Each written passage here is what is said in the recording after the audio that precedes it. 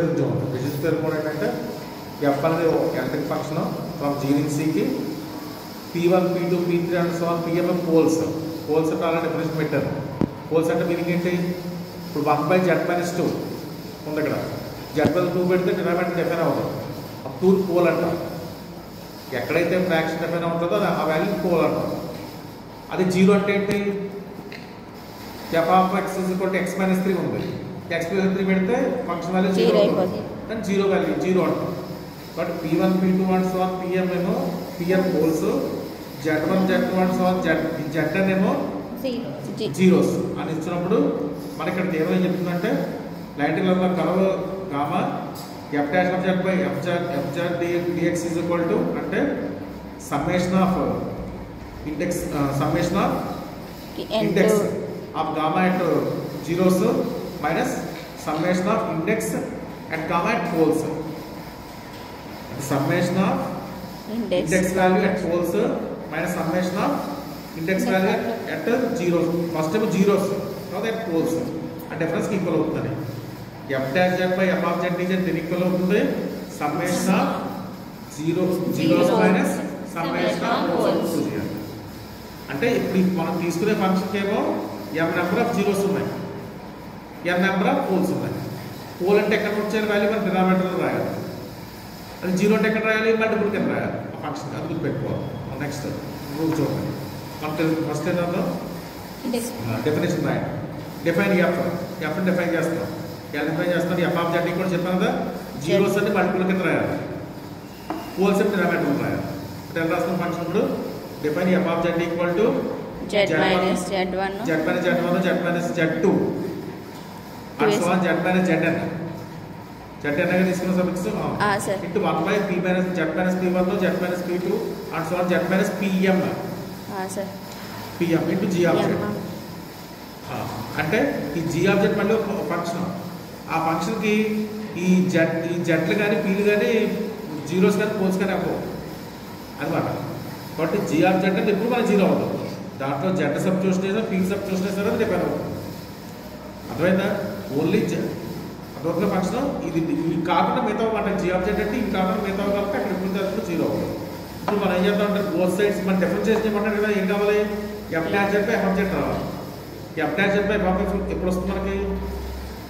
log of f(x) తీసుకున్నాం అనుకోండి, log of f(x) differentiation ఏమవుతుంది మనకి? 1/f(x) ఇంటూ f'(x) అవుతుంది. కాబట్టి f'(x/f(x) కావాలంటే మనం ఫంక్షన్ ఏం తీసుకోవాలి? లాగం తీసుకోవాలి. మనం ఫంక్షన్ బోత్ సైడ్స్ లాగం అప్లై చేయండి. దీనికి ఫంక్షన్ లాగం అప్లై చేస్తాం. లాగం మీరు ఫస్ట్ ఈ స్టెప్ రాండి ప్రూఫ్లో. లాగం అప్లై చేస్తే మల్టిపుల్ ఏమవుతుంది మనకి?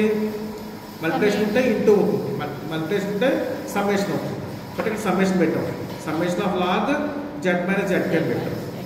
ఇక్కడ డివైడెడ్ బై ఉంది కాబట్టి మైనస్ పెట్టాలి. 1/, కదా కాబట్టి మైనస్ పెట్టుకోవాలి. మైనస్ పెట్టి మళ్ళీ ప్రోడక్ట్ ఉంటుంది, మళ్ళీ సమ్మేషన్ పెట్టాలి. దాని లాగ్ z - zp రాస్తాం. ఇక్కడ మళ్ళీ ప్రోడక్ట్ ప్లస్ పెట్టాలి, లాగ్ g ఆఫ్ z రాస్తాం. ఇప్పుడు డిఫరెన్షియేషన్ చేయండి.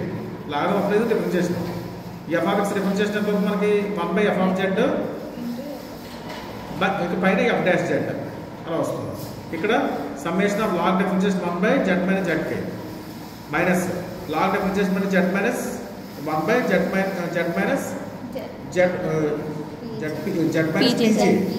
pj వస్తుంది. ఇక్కడ g ఆఫ్ z కి లాగ్ ఉంది కాబట్టి 1/g ఆఫ్ z అంటే g' వచ్చింది. అర్థమైందా? ఇప్పుడు నెక్స్ట్ స్టెప్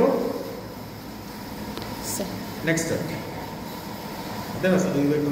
నెక్స్ట్ స్టెప్ చూడండి. మరి మనకు తెలిసిన కాంట్రాక్షన్ రాస్తాం, ప్రూఫ్ రాస్తాం.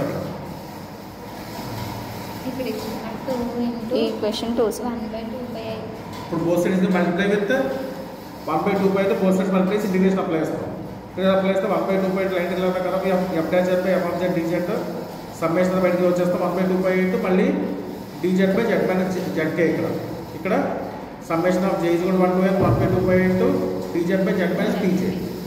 ఈ they definition index definition. Index of gamma at zk. ఇది index of gamma at gamma model at pj. ఇక్కడ మొత్తం next plus 1/2 g' g of z రాస్తాం. రాసిన తర్వాత నెక్స్ట్ మనం మొత్తం వెళ్ళి ఇప్పుడు అనలిటిక్ అయిపోయింది సార్. ఇప్పుడు 1/2 pi f dash z by summation of ఇది ప్లస్ సమ్మేషన్ ఆఫ్ ఇది రాస్తాం. నెక్స్ట్ అంతే సార్.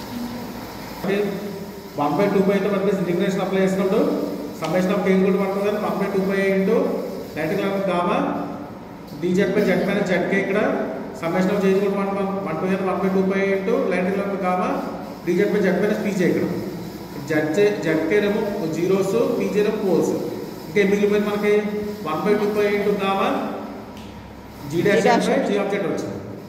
ఇక్కడ మనం f అనే ఫంక్షన్ స్టేట్మెంట్లో ఇచ్చాడు. f అనే ఫంక్షన్ ఈ z కానీ ప్రింట్ కానీ అనలిటికల్ అవ్వదు, అది కాబట్టి పెద్ద చోట అవుతుంది. కానీ జీకి ఉంటే వాటితో సంబంధం లేదు. కానీ జీ అనేది ఎక్కడైనా అనలిటికల్ అవుతుంది. జీ ఎప్పుడు ఎక్కడైనా అనలిటికల్ అయింది కాబట్టి G dash Z by G of Z value అవుతుందంటే close circuit comma close circuit కాబట్టి జీ అయిపోతుంది. అర్థమైందా? జీ అనేది మనకి కామా దగ్గర జెడ్ దగ్గర డిఫైన్ అవుతుంది, పీజే దగ్గర కూడా డిఫైన్ అవుతుంది. ఎఫ్ డిఫైన్ అవ్వదు, జీ మాత్రం డిఫైన్ అవుతుంది. జీ అనలిటికల్ అయింది కాబట్టి ఇంటికల్ వాల్యూ గామా క్లోజ్ కరవు కాబట్టి జీ అయిపోయింది. Therefore 1/2 pi into line colour gamma f dash z by f of z dz equal to summation of k equal to n index of poles index of zeros minus summation of z equal to index of poles. అర్థమవుతుందా? అంటే number of poles minus number of zeros minus number of poles మన concept సింపుల్గా చెప్పాలంటే. అర్థమైందా? Register అని చెప్తే మనకి f dash z by f of z dz equal to 1/2 pi is equal to n minus p అని వస్తుంది. n ఏంటి అక్కడ?